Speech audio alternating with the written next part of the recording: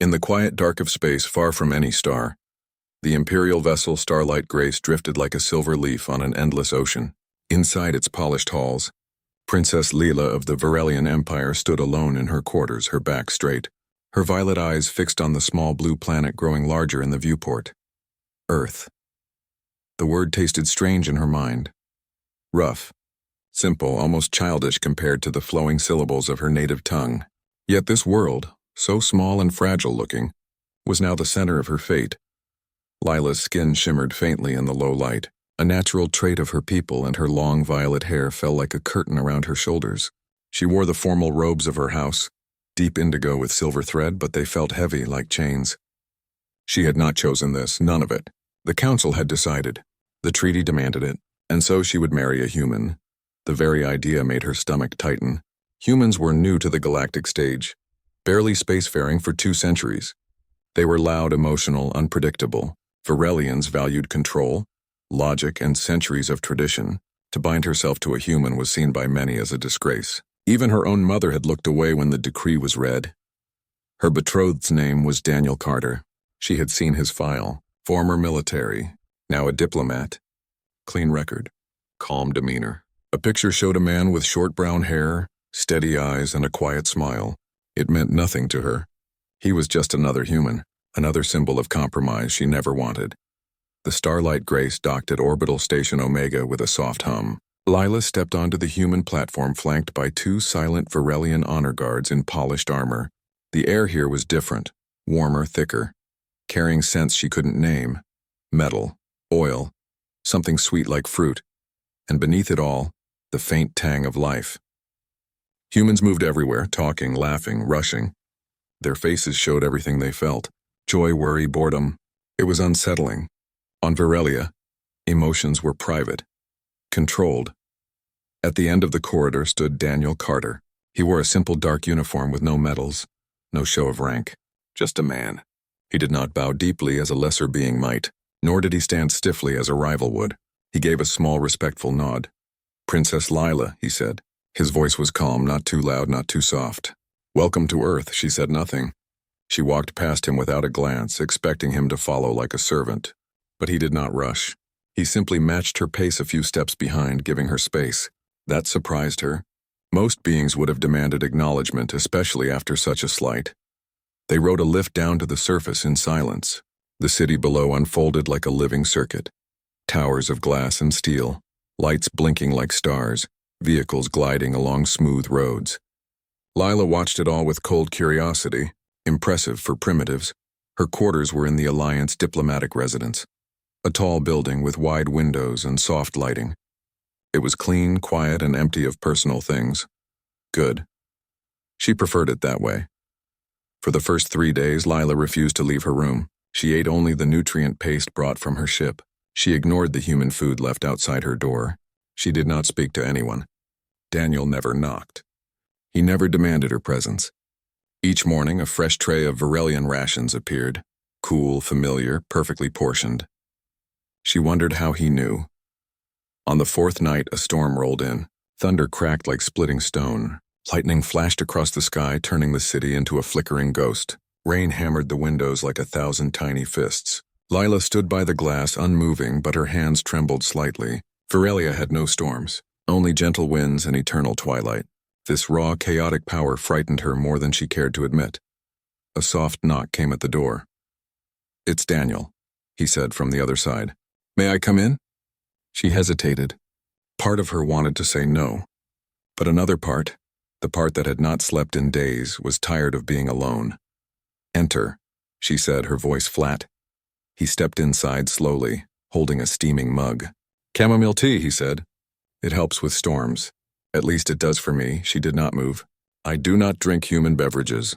"You don't have to," he said, placing the mug on the small table near the window. "But if you're scared, you're not alone." The word scared struck her like a slap. Varelians did not admit fear. Fear was weakness, and weakness was unacceptable. "I am not scared," she said sharply, turning to face him. Daniel met her gaze without flinching. "Of course not," he said gently. Then he turned to leave. "Wait," she said, the word slipping out before she could stop it. He paused. "Why do you treat me like this?" she asked. "You know I despise you. You know this marriage is forced. Yet you bring me food, give me space, speak kindly. Why?" He looked at her for a long moment. "Because you didn't choose this any more than I did," he said. "But if we're stuck together, I'd rather you feel safe than trapped." Lila stared at him. No one had ever spoken to her like that. Not as a political tool, not as a symbol of the empire, but as a person.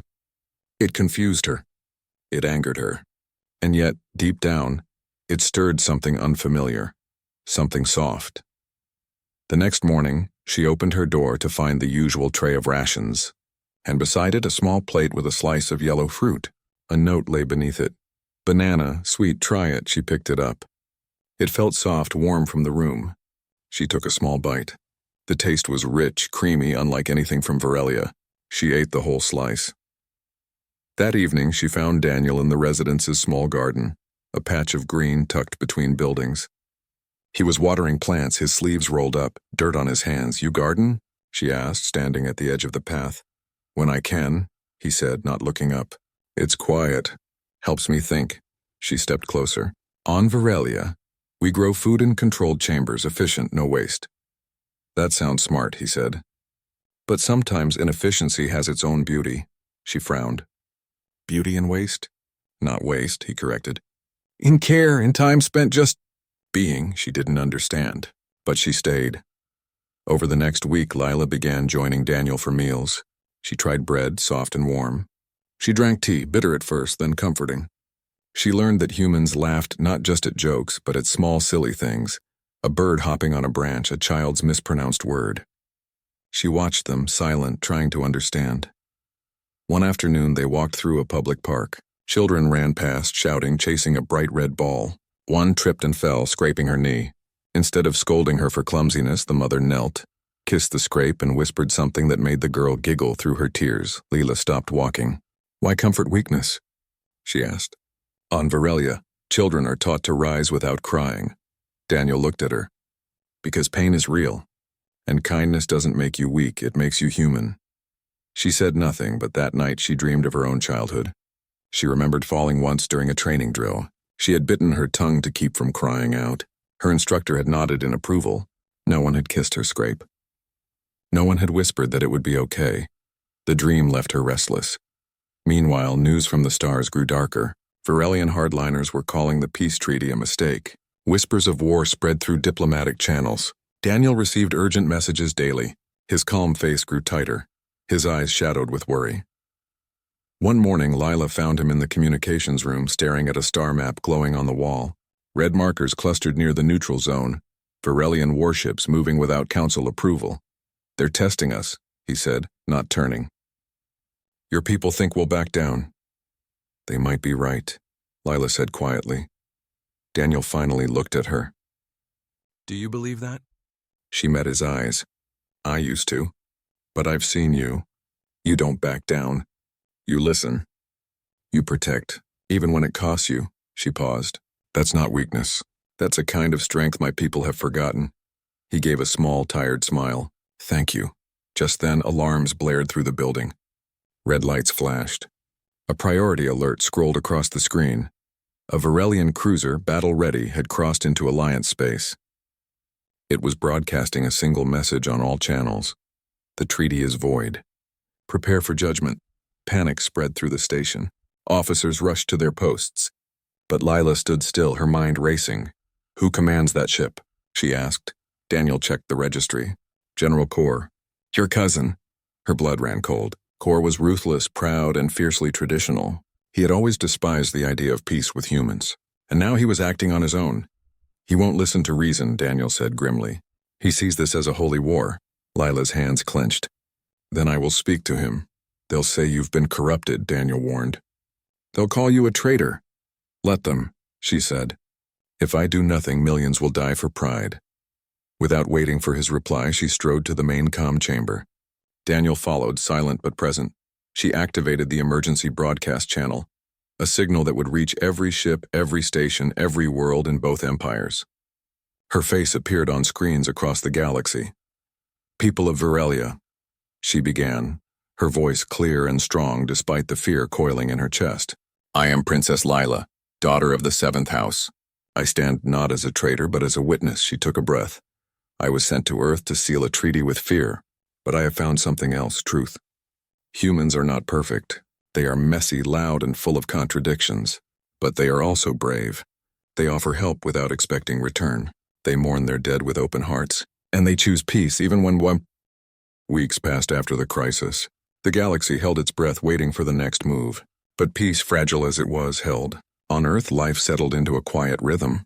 Lila no longer stayed in her room. She walked the halls of the diplomatic residence with her head high, not as a prisoner of politics, but as someone finding her place.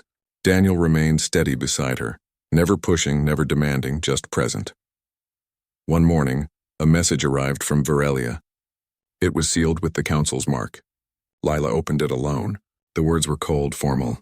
The Council acknowledged her actions had prevented unnecessary conflict, but they also warned her, "Do not forget your duty.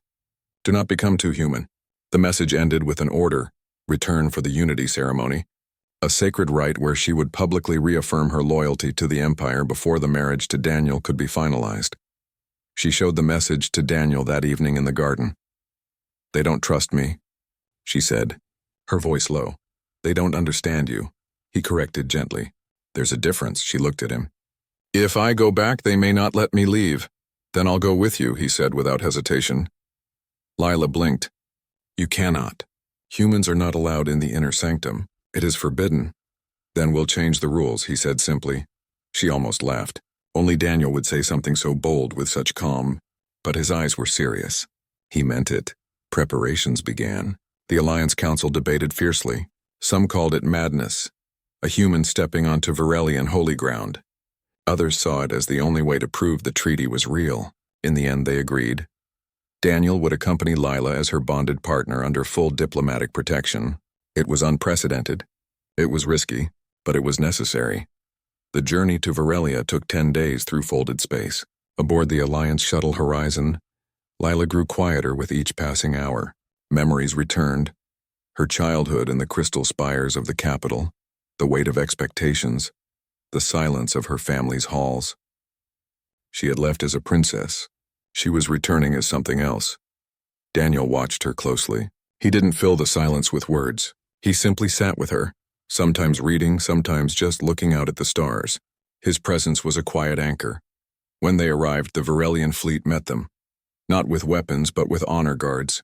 The capital city gleamed under twin suns, towers of living crystal rising like frozen music. Crowds gathered along the landing path, their silver faces unreadable.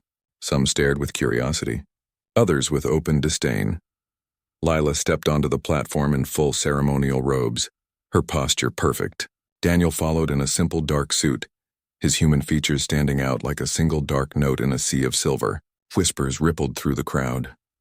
They were taken to the Palace of Echoes where the High Council waited.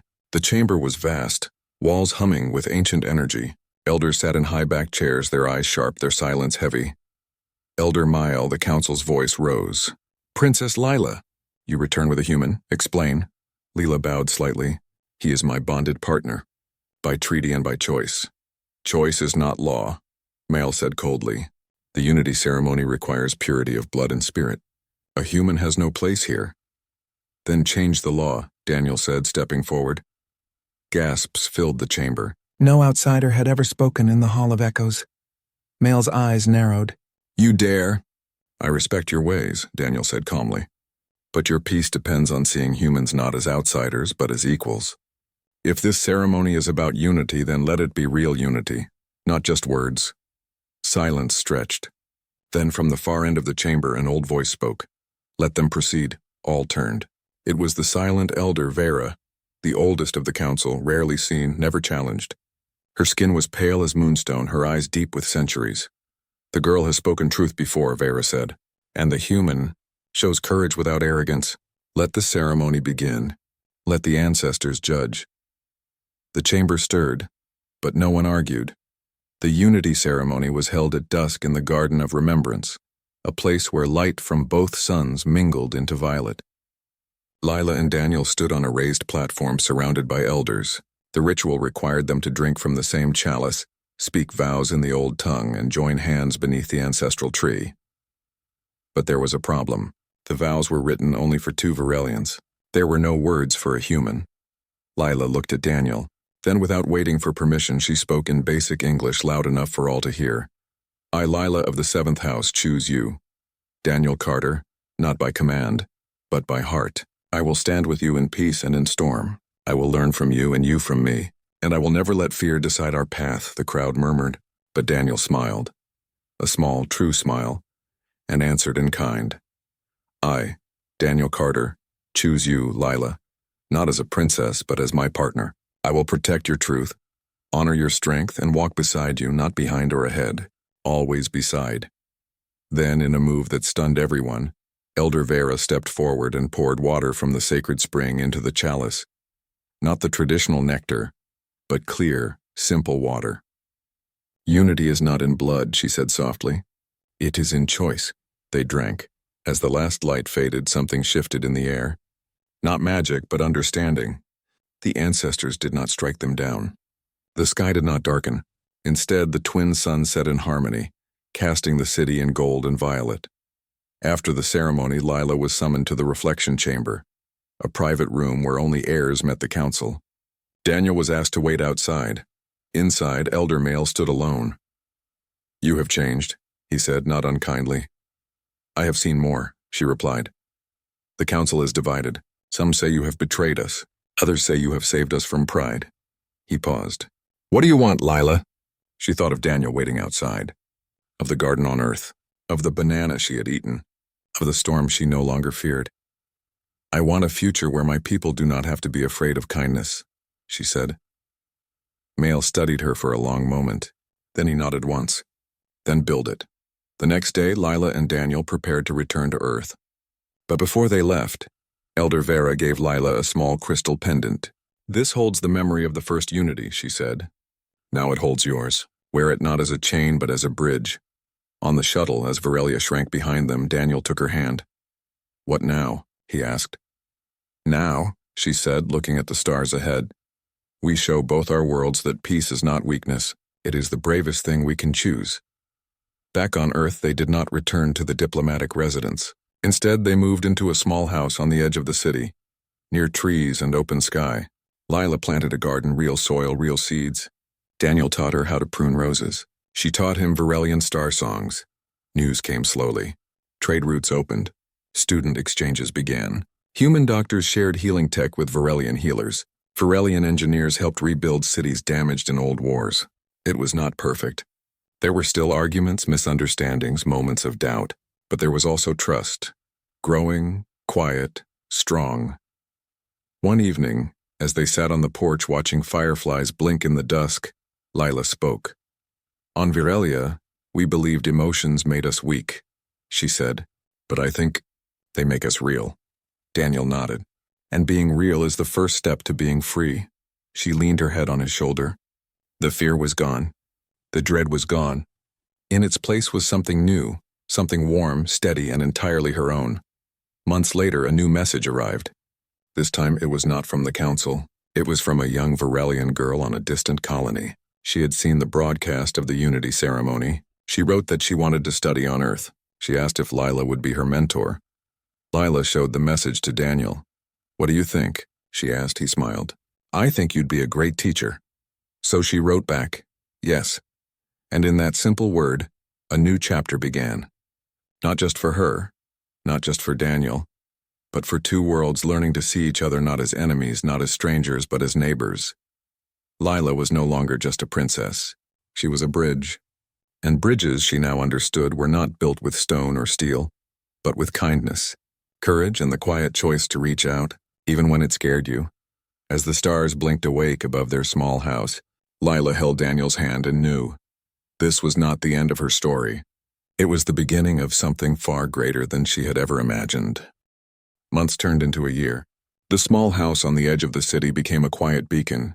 Lila and Daniel lived simply, gardening in the mornings, walking through the woods in the afternoons, sharing stories under the stars at night. But their peace was not isolation.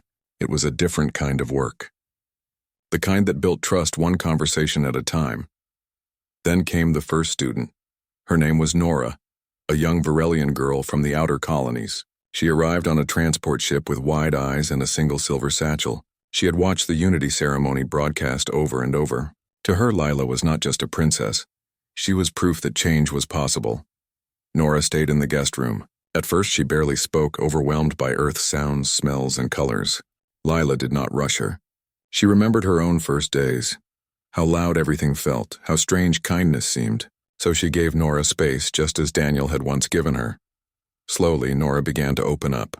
She asked about human schools, about music, about why people cried at happy endings. Lila answered as best she could, often learning alongside her. Daniel taught Nora how to bake bread. She burned the first 3 loaves but laughed each time, a sound so rare among Varelians that Lila's heart ached with joy. Word spread. More students came, not just Varelians, but humans curious about Varelian history, language, and science. What began as a home became a school, a place called the Bridge House.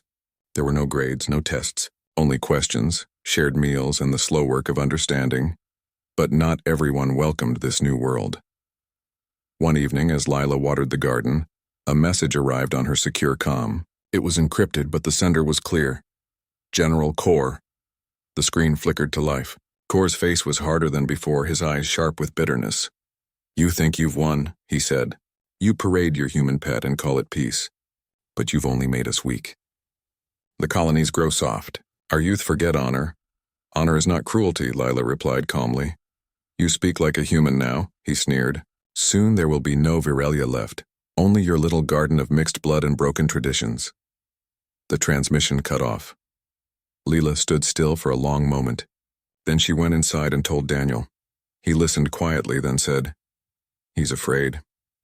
"Of what?" "Of becoming obsolete. Of a world that no longer needs warriors like him." Lila frowned. "Fear does not excuse threats." "No," Daniel agreed.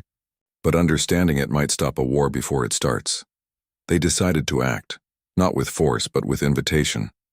Lila sent a public message to all Varelian colonies. The Bridge House would host a cultural exchange week. Elders, warriors, students, all were welcome. No politics. No debates. Just shared time. Many refused, but some came.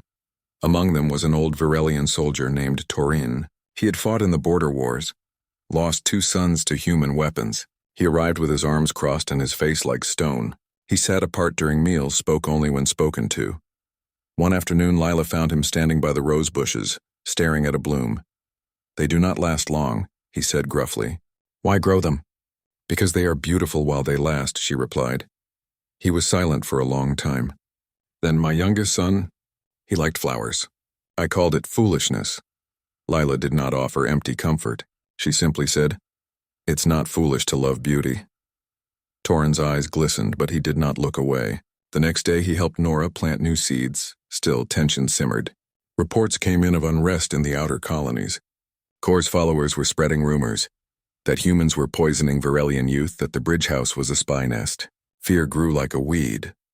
Then a ship went missing. It was a civilian transport carrying medical supplies from a human station to a Varelian colony struck by fever. The ship vanished near neutral space. Both sides blamed each other. The Alliance demanded answers. The Varelian Council called for sanctions. Lila knew this was the spark Kor had been waiting for. She and Daniel boarded the Alliance scout ship Dawn Runner with a small crew. 2 humans, 2 Varelians, including Nora, now older and steady. Their mission, find the truth, not assign blame. The search took them deep into the asteroid belt near Sector 9. Sensors picked up faint energy traces, then wreckage, but it was not battle damage. The ship had been sabotaged from within.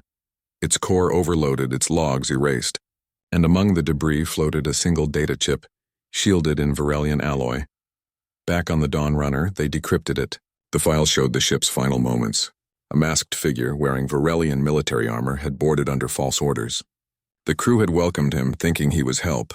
Then the sabotage began. The figure's face was hidden, but his voice, Lila recognized it instantly. "Kor," she whispered. Daniel played the audio again. The tone, the cadence, it was him. He had staged the attack to look like a human strike. He wanted war. "We have to show this," Nora said, her voice shaking but firm.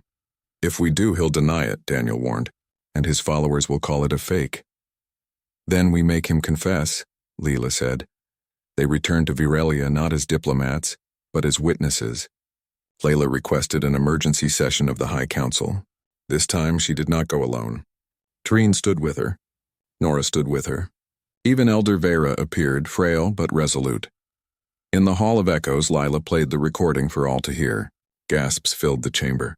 Some elders rose in anger. Others sat in stunned silence. Then Kor entered, flanked by loyal officers. "This is a trick," he thundered. "Human lies wrapped in our voice." "Is it?" Lila asked. She activated a second file. The ship's internal biometric scan recovered from a backup drive. It showed the saboteur's genetic signature, matched to Kor's military record. The room fell utterly silent. Kor's face paled. "That data is corrupted." "Your own ship's logs say otherwise," Torrin said, stepping forward. "I served under you, General.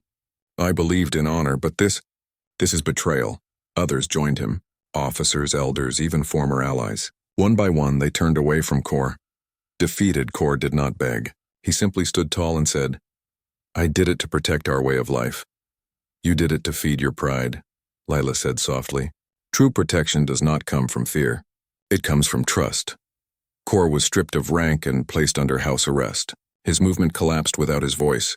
Peace held. Not because enemies were crushed, but because truth had been spoken with courage and care. In the weeks that followed, the bridge house grew. More students came. Humans and Varelians worked side by side rebuilding the damaged transport ship, not as a symbol of loss, but of shared repair. They named it the Unity Star. One evening, as Lila and Daniel walked through the garden, now full of blooming roses and silver-leafed Varelian vines, Nora ran up to them, breathless. "A new message," she said, holding out a compad. "From the Andari system. They want to join the exchange," Lila smiled. "Tell them yes," Daniel squeezed her hand. "You've built something real." "We did," she said. "Together." That night, under a sky full of stars from both worlds, Lila stood on the porch and looked out at the lights of the house. Warm, steady, alive with voices. Laughter floated through the open windows. The sound of a human song mixed with a Varelian lullaby. She thought of the girl she had been. Cold, proud, afraid of softness. She thought of the storm she once feared, and the hand that had offered tea instead of demands. She thought of the choices that had led her here. Not grand battles, but small acts of kindness repeated again and again. Peace was not a single moment. It was a practice, a daily choice to listen, to learn, to reach across the space between two hearts. And in that quiet truth, Lila found her purpose, not as a princess, not as a symbol, but as a person who dared to believe that love could be stronger than fear. As the fireflies blinked in the dusk and the stars watched from above, she knew this was only the beginning. Years had passed since the first student arrived at the bridge house. What began as a quiet home on the edge of a human city had grown into a thriving center of learning, healing, and connection. Lila and Daniel no longer counted the number of students. They simply opened the doors wider. Humans, Varelians, and even beings from newer allied worlds came to learn, to heal, and to build something better together. Lila's hair now held streaks of silver, not from age alone, but from the weight and joy of all she had lived. Daniel's steps were slower, but his eyes still held that same calm light that had first disarmed her pride so long ago. They had never sought titles or power, yet their influence spread farther than any empire. One spring morning, a new ship landed at the nearby spaceport. Not a military vessel, not a luxury cruiser, but a simple transport painted in soft blues and greens.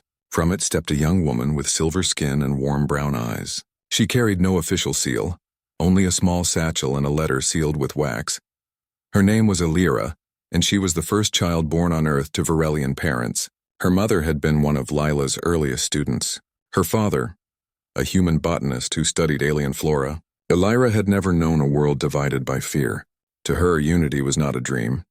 It was normal. She walked the path to the bridge house with quiet awe. The garden was in full bloom. Roses tangled with Varelian moon vines, fruit trees heavy with hybrid apples, and paths lined with stones from both worlds. Lila met her at the gate.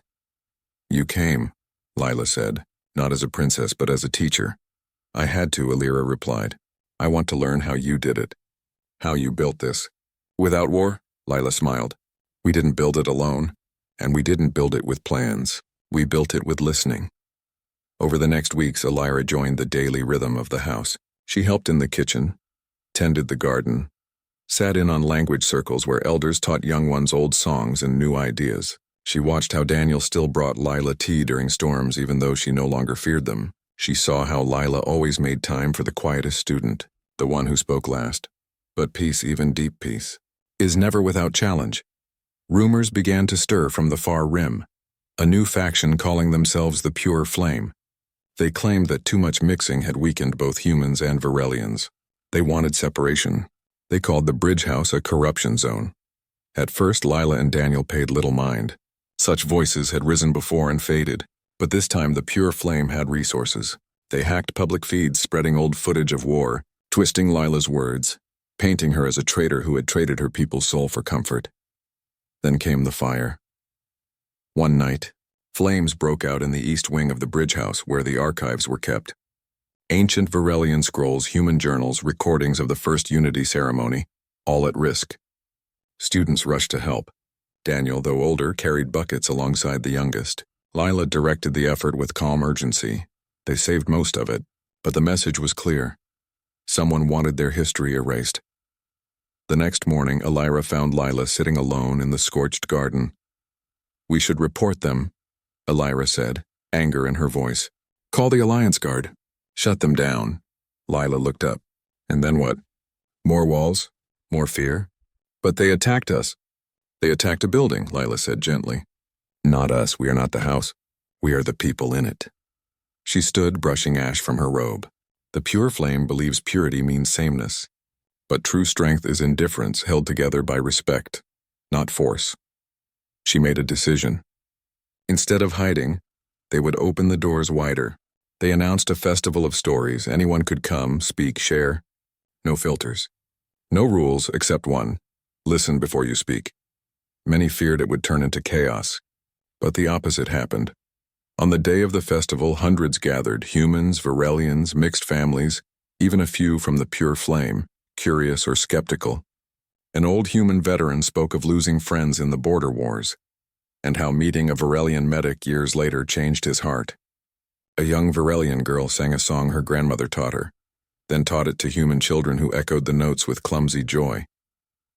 Then, a man stepped forward. He wore the simple gray tunic of the Pure Flame. Silence fell. "I came to hate this place," he said, voice rough. "I thought you were erasing who we are." He looked at Lila. "But my daughter, she's half human, and when she smiles I see both her parents. Not less, more." He bowed his head. "I was wrong." No one cheered. No one shouted. They simply nodded, and in that quiet moment a wall crumbled. After the festival, the Pure Flame lost its fire, not because it was defeated, but because it was seen. And in being seen, its members saw themselves differently. Months later, Daniel fell ill. Not from injury, but from time. His body, human and finite, began to slow. Lila stayed by his side, just as he had once stayed by hers during the storm. One evening, as the sun set in gold and violet, he held her hand. "You'll keep going," he said softly. "I don't want to without you," she admitted. "You won't be without me," he said. "I'm in every student who chooses kindness over pride. In every garden that grows two kinds of flowers side by side. In every story they tell about us." Tears traced silver paths down her cheeks. She did not wipe them away. When Daniel passed, the Bridge House did not close. It opened its heart wider. Students planted a tree in his name. A hybrid sapling, part earth oak, part Varelian skywood. It would grow tall, its leaves changing with both seasons. Lila continued to teach, but now she also listened more. Elira took on greater roles, bringing new energy, new ideas. Together they launched the first Interworld Youth Council. Teens from dozens of species shaping policy not through power, but through shared experience. One day, a message arrived from the High Council on Varelia. Elder Vera had passed. In her final will, she named Lila as keeper of the ancestral memory, not as a ruler but as a guide. Lila traveled to Varelia one last time. She stood in the garden of remembrance, now blooming with earth flowers planted by visiting students. She placed Daniel's favorite stone, a smooth river rock he had carried for years, beneath the ancestral tree. "You were right," she whispered. "Peace is a practice." Back on Earth, she gathered the students under the new tree. "Change does not come from one person," she told them. "It comes from many choosing again and again to see each other clearly." Years later, when Lila's own time came, she was surrounded not by guards or nobles, but by students, human, Varelian, and everything in between. Her last words were simple: "Keep listening." After she was gone, the bridge house did not become a monument. It remained a home. Illyra led it, then others after her. The stories grew. The garden expanded, and the tree Daniel and Lila had planted stood tall, its branches wide enough to shelter all who sought shade. And in classrooms, in gardens, in quiet talks under starlit skies, their legacy lived not in grand statues, but in small daily acts of courage, kindness, and choice, for peace was never a destination.